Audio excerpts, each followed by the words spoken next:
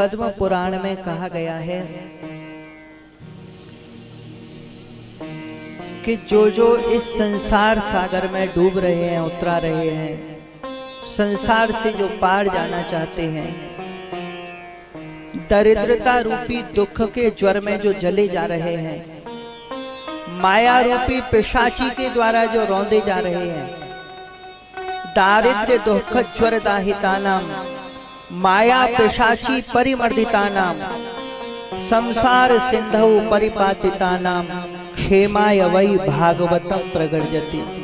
उन लोगों के कल्याण के ताई श्रीमद् भागवत महापुराण की गर्जना है। एक बार मेरी शरण में आओ, माया रूपी पिशाचिनी से बचा लेने वाली और प्यारे प्रभु से मिला देने वाली श्रीमद् भागवत महापुराण की कथा है। आज तृतीय दिवस है। कल के प्रसंगन में हम और आप लोगों ने श्रीमद् भागवत महापुराण को प्रारंभ शौनक आदि ऋषियन के द्वारा पूछे गए 6 प्रश्न उत्तर में भगवत भक्ति को महात्म्य, भगवत अवतार निरूपण में भगवान श्रीमन नारायण के 24 अवतार, व्यास जी की उत्पत्ति, श्रीमद् भागवत महापुराण की रचना, श्री नारद जी की कथा सुनती है। इधर अश्वत्थामा के द्वारा द्रौपदी के 5 पुत्रन की हत्या, अर्जुन के द्वारा अश्वत्थामा को मानमर्दन, क्रमशः उत्तरा कुंती और पितामह भीष्म के द्वारा भगवत स्तुति, प्यारे कन्हैया को द्वारिका गमन, परीक्षित जी को जन्म, पुनः द्वारिका से जब प्यारे श्याम सुंदर पधारे तो अब की बार अर्जुन को लेकर हस्तिनापुर से द्वारिका गए हैं। श्री विद्रोपदेश से गांधारी धृतराष्ट्र को वनगमन, युधिष्ठिर जी को शोक, देवर्षि भगवान श्री नारद जी के द्वारा आयकर के वह शोक को दूर करना, भविष्य के कलयुग की सूचना दे दी है। इधर अर्जुन के द्वारा ठाकुर जी के स्वधाम गमन की बात सुनकर अपने पौत्र परीक्षित को राज्य गद्दी देके सब पांडवों ने स्वर्गारोहण किया है। महाराजा परीक्षित के द्वारा कलयुग को निग्रह भयो, शमीक मुनि के प्रति अपराध है गयो। शमीक पुत्र श्रृंगी ने राजा को शाप दियो, राजा गंगा तट पर पधारे। अनंत ऋषियन के मध्य में श्री शुकमुनि पधारे। राजा को प्रश्न भयो है कि म्रियमाण व्यक्ति कहा करे, और यही प्रश्न के साथ प्रथम स्कंद विश्राम भयो हो। द्वितीय स्कंद में श्री शुकमुनि की अद्भुतम वाणी प्रारंभ हुई।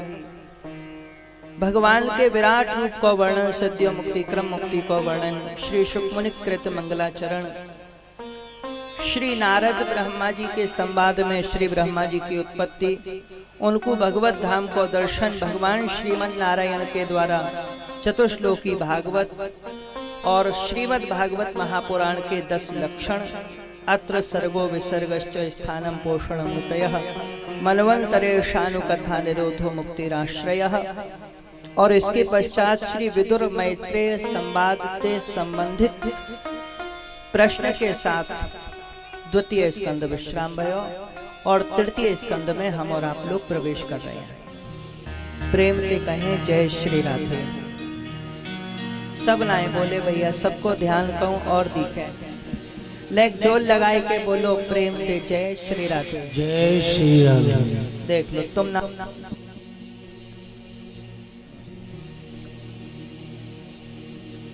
वैसे बोले ना बोले, जय श्री राधे बोल दे मैं समझदार है। श्री शुकमुनि ने कथा प्रारंभ करी है। श्री विदुर जी बहुत प्रेमी स्वभाव के महात्मा हैं। जैसे दांतों के बीच में बेचारी जीव रहो करे, ऐसे ही श्री विदुर जी दुष्ट कौरवन के मध्य रह रहे हैं। एक दिन की बात, धृतराष्ट्र बहुत उदास है, दुखी हो, एकांत में अपने भैया विदुर से धृतराष्ट्र ने पूछी है, भैया मेरी समझ में ना आ रहे हो, मैं कहा करूं, आप मोकू कछु उपदेश करो। मन बहुत अशांत है, इतना बड़ो राज्य है, 100 पुत्र हैं, 50 तरीका की संपत्ति है, सब जय जयकार करें, पर पतो ना चो मन में संतोष ना है, मन दुखी दुखी रहे। यन मंत्रिणो वैदुरिकं वदंती, श्री शुकमुनि कह रहे हैं राजन, श्री विदुर जी ने अपने भैया धृतराष्ट्र को जो समझायो, महाभारत में जैसे गीता जी को नाम आपने सुना होगा, ऐसे ही एक विदुर नीति नाम का ग्रंथ है। ये विदुर नीति जो है ये वही विषय है जो श्री विदुर जी ने अपने भैया धृतराष्ट्र को समझाया। प्यारो, श्री विदुर जी समझा रहे हैं अपने भैया को। देखो एक बात आप लोगों को बताए दें, व्यक्ति यदि अहंकारी है सामने तो बाकी हित की बात वह कभी नहीं बतानी चाहिए।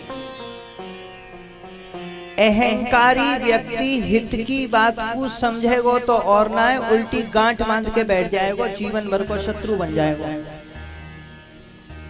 यही लिए जो दुष्ट स्वभाव के जीवों में ना, उनते दूरते ही राम राम कर लेनी चाहिए भैया, दूरते राम राम। धृतराष्ट्र सब जानता है, केवल बाहर से अंधा नहीं है, भीतर से भी अंधा है। इसके चारों दृग फूटे हुए हैं, चारों नैना इसके फूटे हुए हैं। क्यों? चारों क्यों फूटे हुए हैं? क्योंकि बाहर से तो देख ही ना पावे, अंधो है, पर भीतर के जो नेत्र ज्ञान के हो में। धृतराष्ट्र को पता है कि मैं गलत कर रहा हूं, प्रारंभ से ही अपने दुष्ट पुत्र दुर्योधन को पक्ष ले तो आयो, बाल्यकाल से बिगाड़ के रख दियो। पहले हमारे गामन में भैया जब पड़ोसी कोई कूट दे तो बाल के तो लड़वे ना जाते मैया बाप, कहते बढ़िया कियो, ऐसी सुधरे कोई। जब से मैया बापन ने लड़ लड़ के अपने बालकन को पक्ष ले वो प्रारंभ कर दियो, ना हमारे छोरा तने हाथ कैसे लगायो, बस बच्चे के मन में कोमल मन हो गए, तभी अहंकार जाग जावे। मैं गलत भी करूंगा तो मेरे मैया बाप मेरा साथ देंगे, और ये माता पिता की गलती बच्चा के जीवन को सत्यानाश करके धर दिया।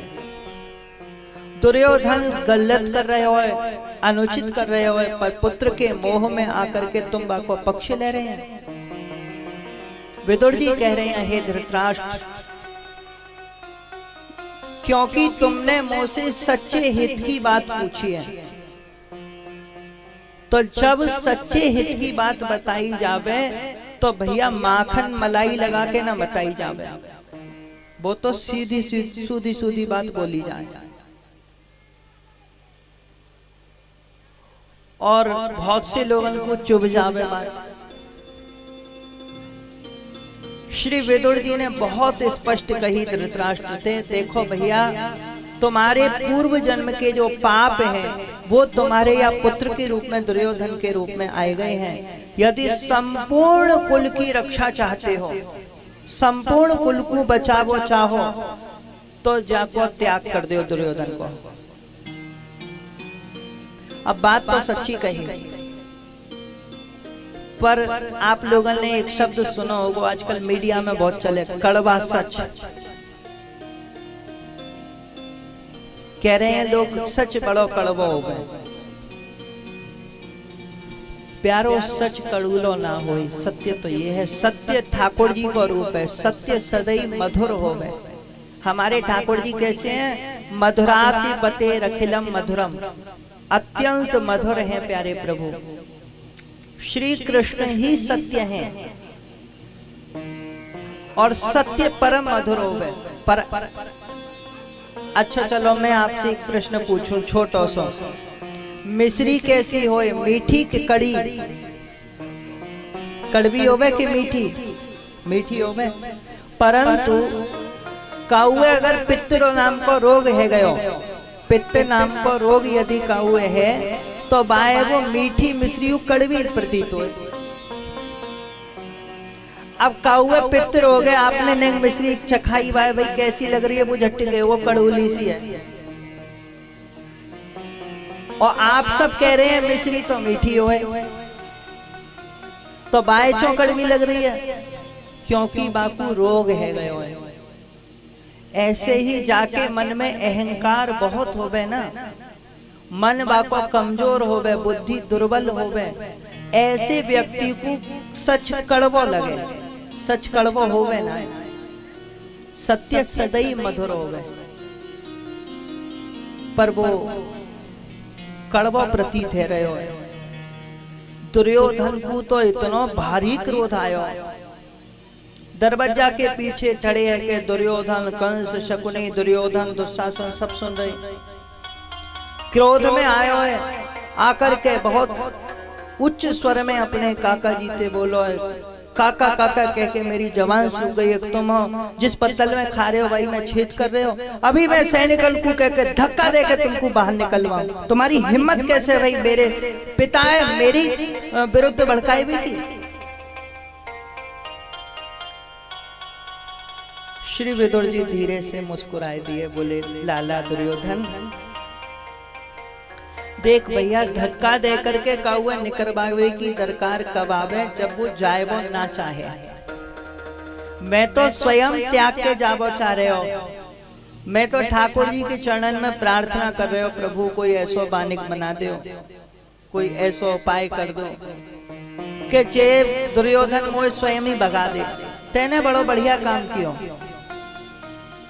वैसे ये जो महल है ना तुम्हारे, इनमें भजन ना है रो मारो,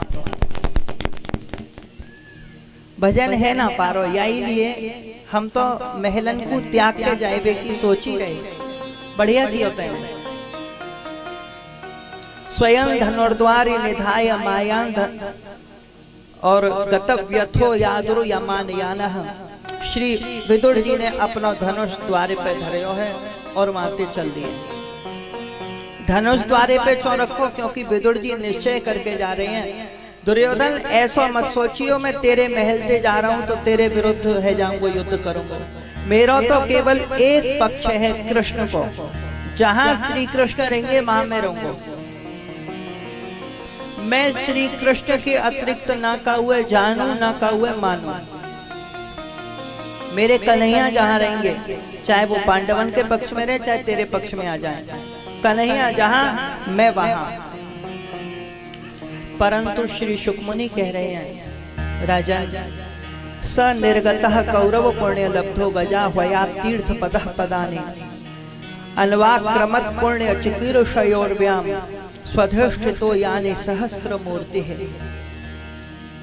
हे परीक्षित, श्री विदुर जी गृह त्याग करके कहा गए, ऐसो प्रतीत भयो जैसे कौरवन के समस्त पुण्य समाप्त हो गए।